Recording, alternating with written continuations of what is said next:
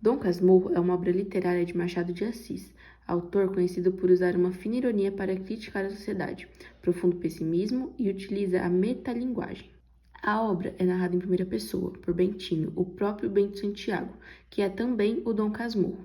Se passa no Rio de Janeiro, no final do século XIX, um período de monarquia, que foi governado por Dom Pedro II.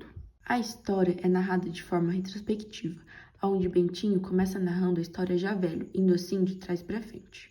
As situações não seguem uma ordem cronológica, pois são faladas à medida das lembranças do próprio Bento. A obra trata da vida de Bentinho, onde ele tenta explicar sua vida e sua condição de homem solitário, e também culpa todos por sua final condição, o que nos leva a não confiarmos totalmente no que ele diz, pois ele só conta o seu lado da história, tudo aos seus olhos.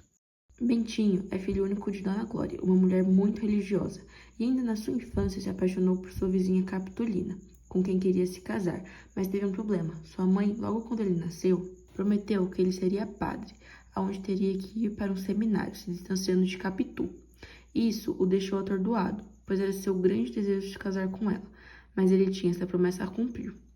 Quando foi ao seminário, ele conheceu lá seu melhor amigo, Ezequiel Escobar, um homem falante. Ele, junto com José Dias, montaram um plano para que Bentinho saísse do seminário, fazendo ele sair pelos argumentos de que não tinha vocação para ser padre e que a mãe dele tiraria uma criança de rua, a educaria e a faria virar um padre no lugar dele.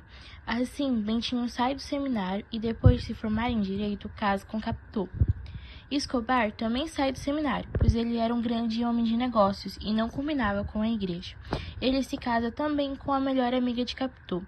Assim, ambos os casais se tornam grandes amigos. Capitu e Bentinho têm um filho, Ezequiel, que tem o seu nome em homenagem ao primeiro nome de Escobar, Ezequiel Escobar. Em um certo dia, Escobar acaba morrendo, afogado no mar. Ele era um ótimo nadador e num dia de ressaca do mar, ele acabou morrendo. A partir da morte dele, a desconfiança de Bentinho aparece, pois ao chegar no velório de seu amigo, ele vê Capitu consolando a mulher de seu amigo. Mas ele viu o olhar dela no caixão, um olhar vidrado, como se fosse sedutor e apaixonado. Assim, a sua desconfiança aparece.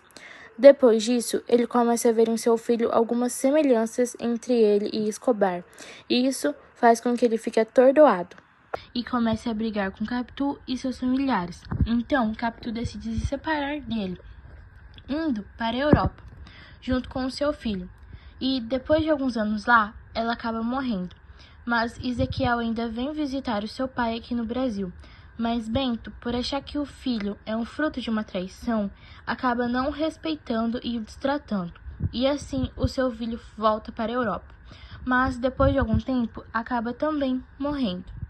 Assim, Bentinho acaba ficando sozinho e solitário. Ele acaba virando uma pessoa desconfiada, pois todos à sua volta morreram e, por sua vez, em seu pensamento, o traíram. Por ser contido e desconfiado, ele adquire um apelido, Dom Casmurro, que seria o senhor fechado, o senhor enclausurado, o senhor sozinho. E esse é o enredo da obra, em que se chama a atenção é o questionamento: Capitu traiu ou não traiu Bento? Bom, agora falando um pouco sobre a nossa opinião, o livro é ótimo para quem quer ler um clássico, já que a leitura flui muito bem, tanto pela escrita ser leve, mas também pelos capítulos serem pequenos.